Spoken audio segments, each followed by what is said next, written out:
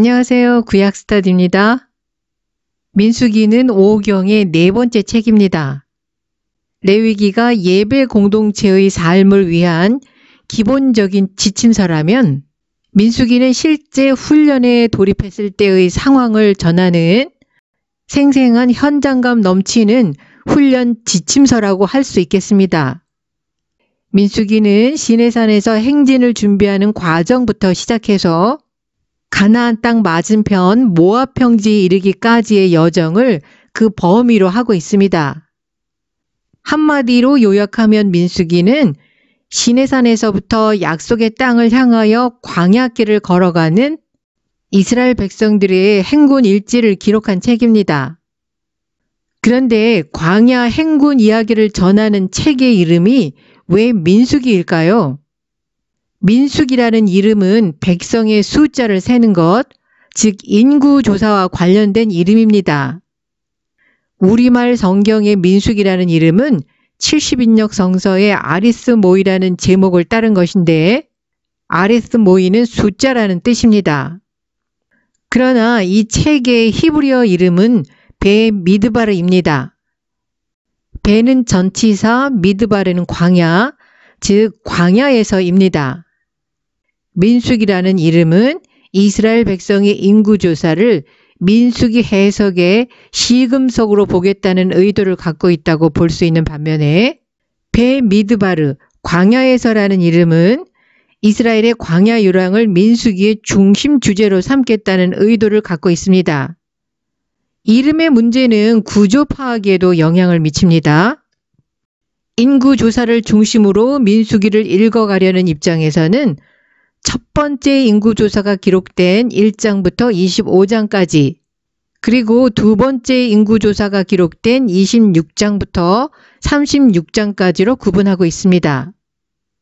반면에 광야 행진을 중심으로 민수기를 읽어가는 입장에서는 민수기 구조를 행진을 준비하는 과정을 기록한 1장 1절에서 10장 10절과 실제 행진을 묘사하고 있는 10장 11절에서 36장 13절까지로 구분하고 있습니다. 민수기 전체에서 실제 인구조사 이야기는 시내산을 출발하기 전에 실시한 인구조사 1장과 모압 평지에서 실시한 인구조사 26장 두 번뿐입니다. 그런데도 70인역 성서가 인구조사를 5경의 네 번째 책의 제목으로 삼으려 했던 이유는 인구조사가 이스라엘 공동체의 조직과 구성을 판가름하는 시금석 역할을 수행한다고 판단했기 때문일 것입니다. 데니스 올슨이 인구조사를 민수기 해석의 시금석으로 삼는 대표적인 학자입니다. 그는 민수기를 1장과 26장의 인구조사를 중심으로 구분하고 민수기 전체를 구세대의 죽음과 신세대의 탄생으로 규정지었습니다. 1장에서 25장은 하나님을 신뢰하지 않았기 때문에 광야에서 죽어가야 했던 옛세대 이야기라면 26장에서 36장은 약속의 땅에 들어가서 하나님의 뜻을 구현하게 될 소망을 지닌 새로운 세대 이야기입니다. 두 번의 인구조사가 모두 경계선 사이에서 이루어집니다. 시내산을 떠나기 전에 실시된 첫 번째 인구조사는 민수기 전반부 1장에서 25장을 이끄는 명단입니다. 반면에 약속의 땅을 앞에 두고 모압 평지에서 실시된 두 번째 인구조사는 민수기의 후반부 26장에서 36장을 이끄는 명단입니다. 민수기 전반부 1장에서 25장은 다시 두 개로 구분할 수 있는데 1장 1절부터 10장 10절까지는 시내산에서 광야 행군 준비를 다루고 있고 실제 행진 이야기는 10장 11절부터 시작됩니다. 그런데 희망찬 출발을 한 지 얼마 못 가서 이스라엘 백성의 원망이 시작됩니다. 백성의 원망하는 소리를 들으신 하나님께서 진노하시고 야훼의 불로 이스라엘 진영 끝을 사르게 하십니다. 그러자 백성들이 모세에게 부르짖고 모세가 야훼께 기도하니까 불이 꺼지는 사건이 발생합니다. 이 사건이 다베라 이야기입니다. 11장 1절에서 3절에 기록된 다베라 이야기가 앞으로 전개될 민수기 전반부를 특징 짓습니다.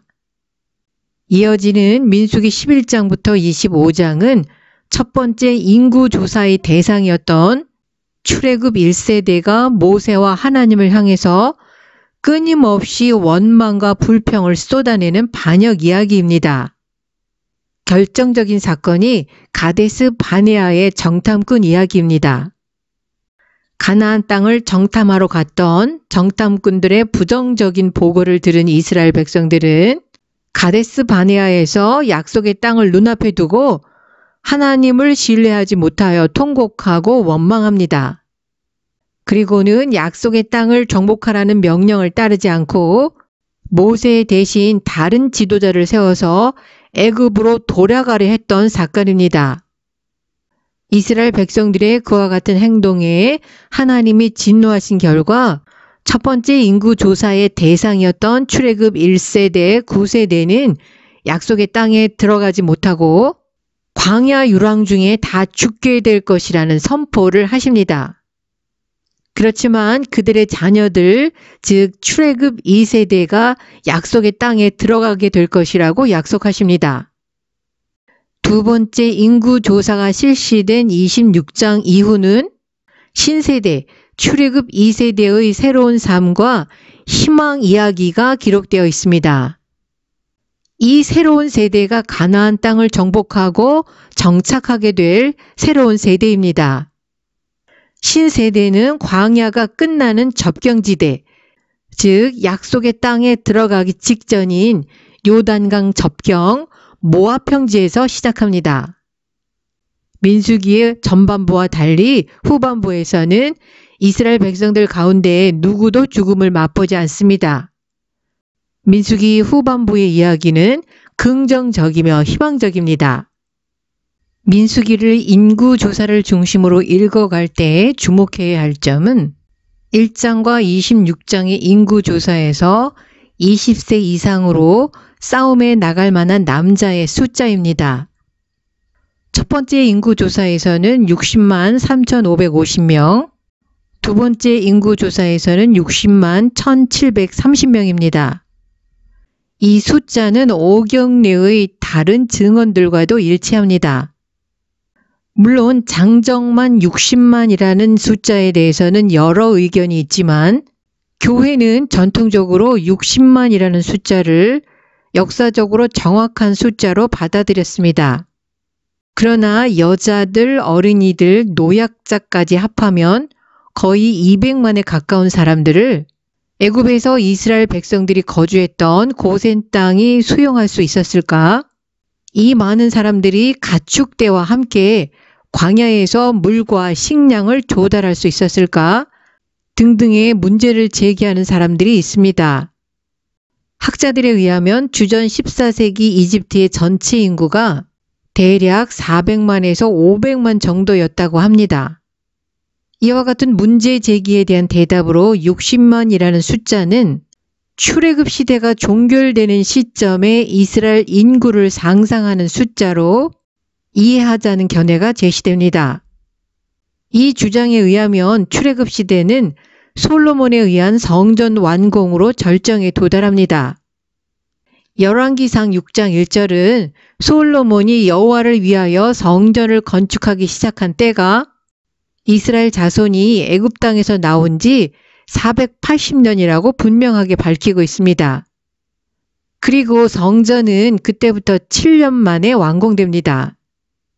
출애굽기 마지막 장에서 봉헌된 이동식 성소인 성막이 이제까지 이스라엘 공동체의 중심이었다면 이제부터는 예루살렘 성전이 이스라엘 공동체의 중심이 되면서 출애굽 시대가 끝난다고 해석하는 것입니다. 60만이라는 숫자는 출애굽기 1장 7절에 언급된 경이적인 인구 증가를 반영합니다. 충분히 긴 기간 동안에 애굽으로 이주했던 야곱 가족 남자 성인 70명이 60만으로 증가한 것은 하나님이 족장들에게 약속하신 자손 번성의 약속이 성취된 것임을 강조하고 있습니다. 따라서 민수기의 두 번의 인구조사는 이스라엘이 생육하고 번성하라는 창조 명령과 이스라엘 조상들에게 주신 약속대로 충만하게 증가했음을 부각시키고, 패역한 출애굽 1세대는 광야 유랑 중에 다 죽었지만 그들의 자녀들, 즉 신세대를 향한 하나님의 은총이 변하지 않았음을 확증하는 것입니다. 그런데 민수기의 내용을 두 번의 인구조사를 중심으로 9세대의 이야기와 신세대의 이야기로 분류하는 것이 민수기 전체를 쉽게 이해하게 하는 장점이 있지만 이러한 이해에도 문제점이 있습니다. 민수기 1장에서 25장 안에도 9세대가 아닌 신세대를 위한 내용이 곳곳에 등장하기 때문입니다. 그 이외에도 9세대 레위인들이 주축이 된 고라 일당의 반역과 심판 뒤에 17장에서 19장까지 법을 주시는데 그 법 역시 약속의 땅에서 지킬 신세대를 향한 법입니다. 또한 민수기 21장 1절에서 3절에는 호르마에서의 승리, 22장 24장의 발람의 예언 역시 범죄하고 광야에서 죽게 될 9세대에게 적용하기 어렵습니다. 이처럼 민수기 1장에서 25장에는 서로 다른 성격의 두 이야기가 섞여 있습니다. 그럼에도 불구하고 민수기 11장부터 25장을 이끌어가는 큰 흐름은 원망과 불평, 배신과 반역, 우상숭배와 죽음입니다. 오경의 네 번째 책의 또 다른 이름은 베미드바르, 광야에서입니다. 히브리어 성경에서 오경의 다른 책들, 창세기, 출애굽기, 레위기, 신명기는 모두 책의 첫 번째 단어를 그 책의 제목으로 삼고 있습니다. 그런데 오경의 네 번째 책만 굳이 네 번째 단어를 따라서 베미드바르를 제목으로 삼는다는 것은 특별한 의미가 있을 것입니다.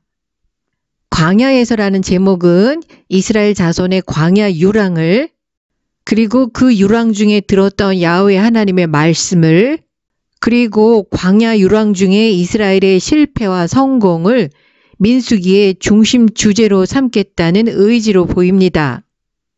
인구조사가 민수기의 중요한 관심사 중에 하나인 것은 분명하지만 민수기는 약속의 땅으로 가기 위해서 광야를 행진하는 동안 발생했던 이야기를 기록한 책입니다. 민수기 10장 11절에서 36장 13절을 보면 출발하다, 행진하다, 떠나다, 진을 치다, 다시 진을 거두고 출발하다, 이와 같은 어휘가 반복적으로 등장하면서 계속적인 이동을 보도하고 있습니다.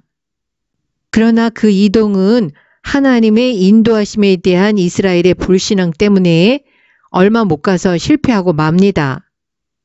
가데스 바네아에서 이스라엘 백성들의 불신앙에 대한 하나님의 반응은 크게 두 가지로 나타납니다.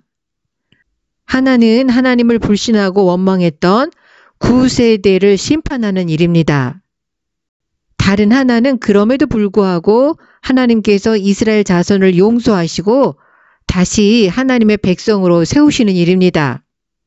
그 일은 9세대의 자녀들, 즉 신세대를 약속의 땅으로 인도하시는 것으로 나타납니다.